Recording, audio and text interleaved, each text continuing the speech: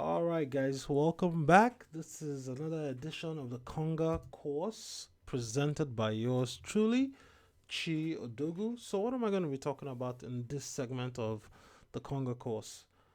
I am going to be talking about the Yakata Sales marketing strategy for success for the Yakata 2015 sale held by Konga.com. So, what exactly is Yakata 2015? Well, Yakata 2015 is a conglomeration of the Black Friday and Cyber Monday sales that are customarily held annually in Nigeria. So let's do a little bit of definition. So basically, Yakata is an appropriated term that means abundance in the local Nigerian parlance, or shall we say pidgin English. And what exactly is Yakata as a whole in this context? Yakata sales is generally known as the term attached to Konga's interpretation of the Black Friday and Cyber Monday sales that are typically held in the United States and the rest of the Western world.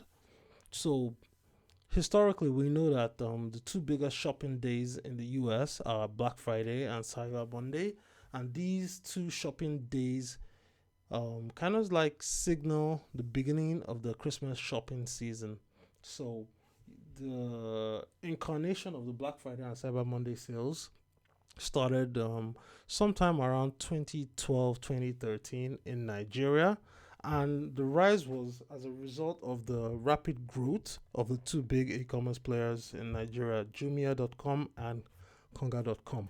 So Konga decided to put a native spin and call its own interpretation of the Black Friday Cyber Monday sales as Yakata, or should I call it the Fall Yakata Sales Event. Yeah. So let's just take a quick stroll down memory lane in 2014 to see what happened in Konga's last Yakata sale. So in 2015, here are some facts and figures that were provided by Konga themselves on their website. And they had a record breaking online sales event for the 5 days of the sales last year. So basically, they had 5 times the amount of daily traffic that was recorded during the 5 day sales period. And they noted some growing trends and some, things that we could actually say would help this year's sales. They noticed that mobile is everything. Over 53% of their sales came through the mobile app. As a result, there were 3 times as many mobile app downloads just for the sole purpose of participating in the sales. They also noted that the sales covered the entire country, so all 36 states in Nigeria were actually impacted during the Yakata Sales event. And also, the CEO, Sim Shagaya himself, noted that some West African countries actually placed orders during the Yakata Sales event, but because the website system was not compatible with regional, or shall we say international shipping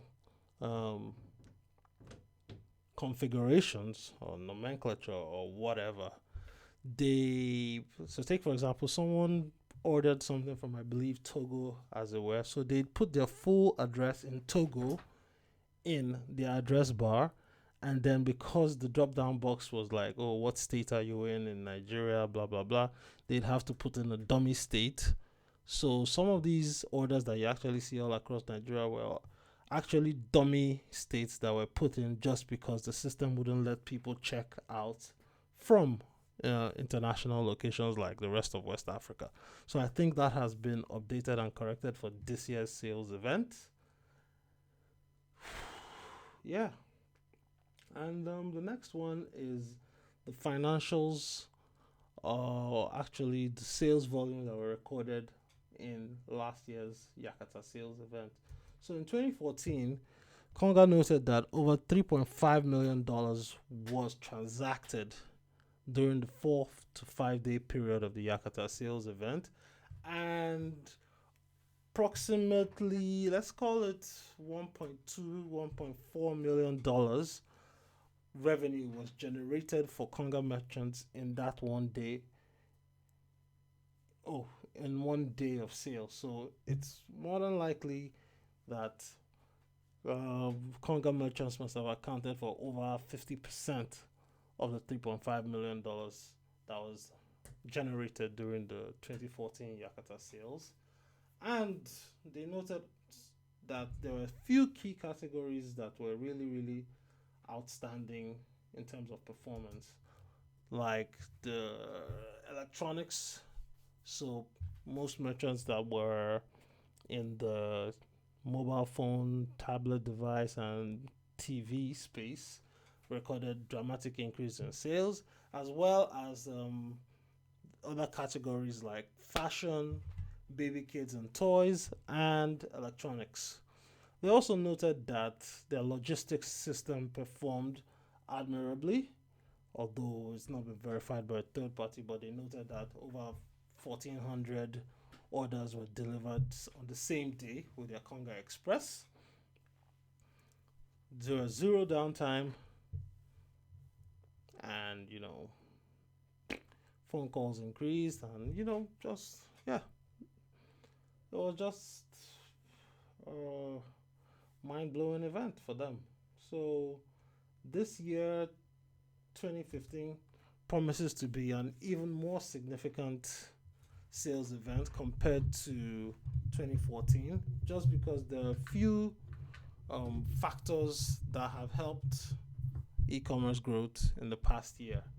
So although they're saying we expect it to be bigger, better, and better than last year, I'd like to do the typical consultant analysis and say, hey, what's the pro and con to another Yakata 2015 event?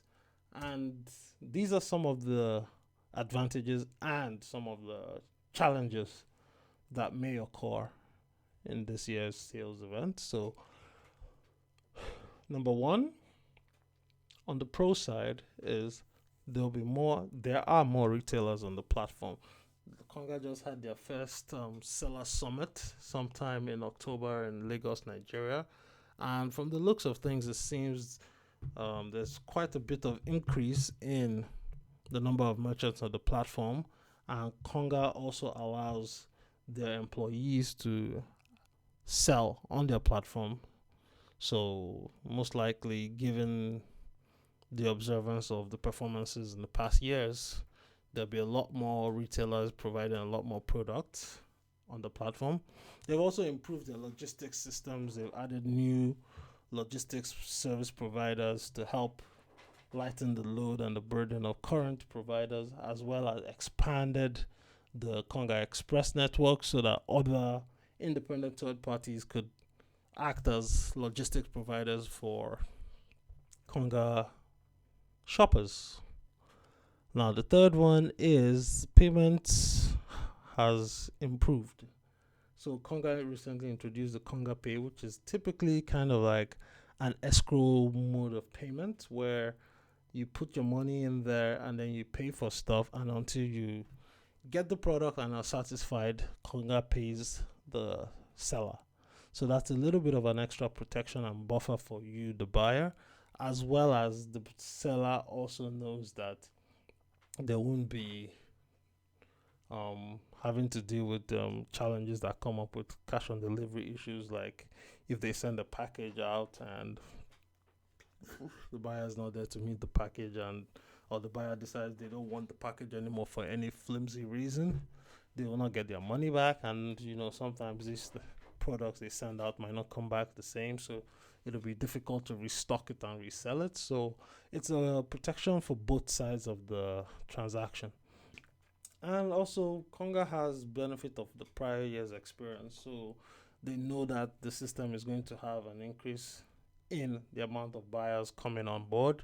So they'll probably increase their server capacity hire more staff, maybe more temporary staff, and just ensure that they've done. Oh, actually, yeah, that reminds me. They actually implemented some new systems whereby, unless a seller, I believe, has gotten a fair bit of positive ratings and has been selling for some time, they cannot participate in the Yakata sales. So this is just another added benefit, so that buy potential buyers and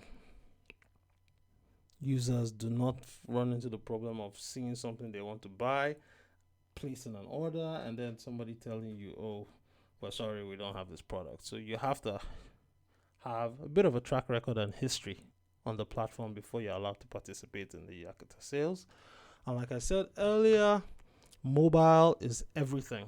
So a lot of people are expected to be on the mobile app to buy from the website, and so your products, your photos, and your listings and everything have to be mobile optimized in order to capture the increased volume. Now, on the disadvantages side, yes, there are more retailers on the website, and some retailers might not have the inventory on hand to meet the increased demand that is likely to come from the sale.